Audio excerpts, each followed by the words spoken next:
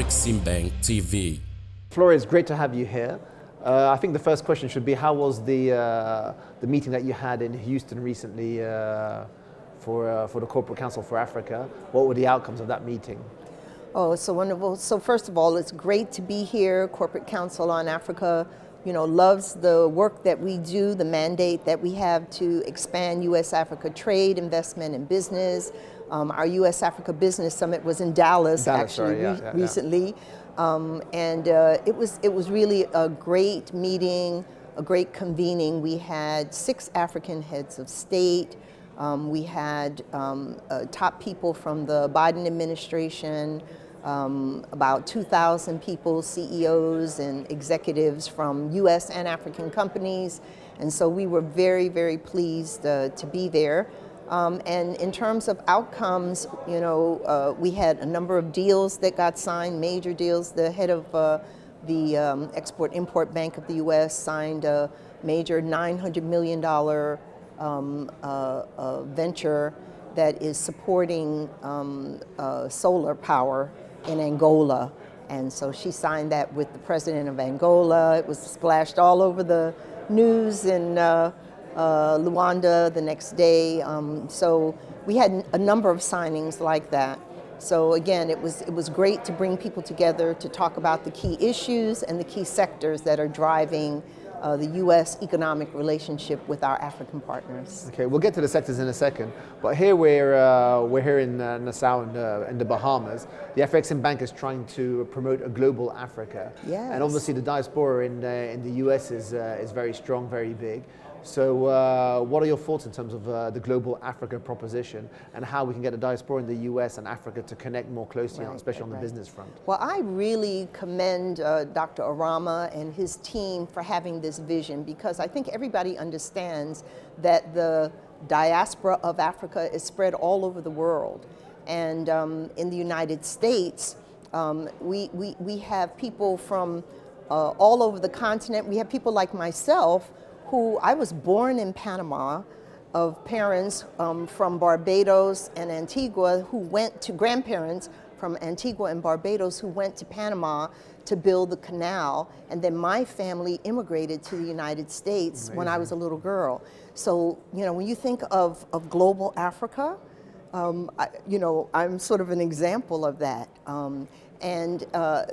It's high time that we look at how diaspora Africans can support economic development on the continent in the same way that other diaspora of other regions do. I think we underestimate the power of what diaspora Africans are doing. Someone was sharing, I think I'll get the number right, that last year there was $60 billion in remittances that went to Africa from diaspora Africans.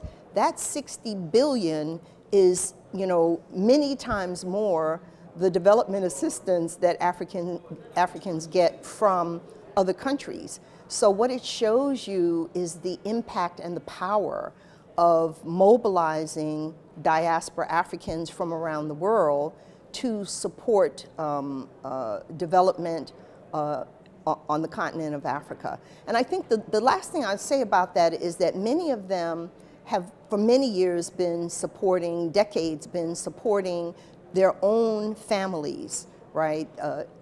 School fees and uniforms and health care and so forth, right?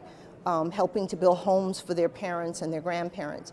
But now what you're seeing is a shift where the resources that are being sent back to Africa are not just for their own personal families, but they are to do other things. It might be to build a small road or a school or a well or things that really go beyond one's own family. And I think the power of that and scaling that up is really going to be important. Like, diaspora Africans building out the infrastructure that's needed on the continent. I think this is really exciting. And I know that a number of governments have come to you and a number of institutions have come to you to look at how you can tap the institutional capital that's in the US, so the savings in the pension funds and other funds, and how to channel those to the African continent to try and get better returns, both in terms of impact and also in terms of financial returns. So can you tell us a little bit about that and how to tap into the institutional investor space? What's needed to mediate between the US on that front and the African continent through institutions like the Afreximbank? Before I turn to institutional investors, though, which is a huge opportunity to take their trillions of dollars that come from, teachers and firefighters and just average people who work and who save into their pension accounts over the years, and those institutional investors are now looking at Africa, and they have to be, they're very careful with those resources, but there are such high returns on the continent, and there are ways to mitigate risk. And so, yes, we've been working with institutional investors. We had about 15 of them from California and New York, and where some of the largest institutional investors are, run by people of color. They were in Dallas with us. But I also want to talk about not just the institutional investors, but the Association of African Financial Planners notes that in the US, the African American community will have about $103.5 trillion by 2050. And so imagine if you could harness $103 trillion from the African American community in the US. That surpasses even what institutional investors have today. Yeah. And we're going to be talking more about how can we mobilize that kind of capital, not just from high net worth individuals, not from just the movie stars and the basketball players, the sports folks who've been looking at Africa and trying to look at how they can invest there, but from average people who, they have savings, and if you can tap those savings and use them in ways that are safe, that makes money for them while they invest and do good things on the continent, I mean, I don't know that you have a better sort of a plan than that one. A great combination. So lastly, you mentioned that one solar project in Angola. So in terms of investor interest in the States and at the CCA summit that you organized, what were the sectors that captivated some of the American investors? Right, so obviously, the energy transition, green energy is very important.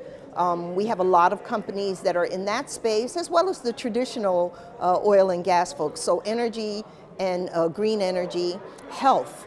Oh my goodness, since the COVID pandemic, one of the things that we've seen are major strides in advancing what Africa can do in the health services and health products area. And we actually have an initiative, the U.S.-Africa Health Security and Resilience Initiative, which are major members in the health space, Pfizer and Johnson & Johnson and Abbott and Gilead and just all of Merck. All of these people are members of CCA, and they are now partnering with Africans looking at producing some of the vaccines and other pharmaceutical products on the continent. But even if you don't produce, just having the Africans in those supply chains, who's going to make the vials, who's going to produce the inputs. So if they can get pulled into that particular regional and global value chain, I think it would be, it's going to be very beneficial. But besides energy and health, infrastructure, people are looking at investing in roads and airports, ports. This is very important. We were celebrating the 20th anniversary of the Millennium Challenge Corporation, and they've now invested $11 billion in infrastructure in 24 African countries. So when people talk to me about what the Chinese are doing in infrastructure in Africa, I often say, well, we're kind of quiet about it, but do you know that the US is investing billions of dollars in infrastructure in Africa? So infrastructure is another area. Agribusiness, cannot stop, I have to say something about agribusiness. The continent has something like 60% of all the world's arable land that has not yet been cultivated. There are a lot of US companies and members of CCA who are looking into the value-added agricultural sector. And so the partnership between US and Africans in the farm to food value chain, I think, is something that's really important. I know Prosper Africa is now working with a number of buyers across the US to import specific agribusiness products from Africa, shea butter products, honey, et cetera. So there's a lot of potential in the agricultural sector, and of course, so many African countries are dependent on agriculture and on their farmers. So we should find ways to pull them into that particular global value chain as well. Absolutely, exciting times. Florie, thank you very much for being on Afreximbank TV. It's been a pleasure having you. Thank you for having me. Thank you.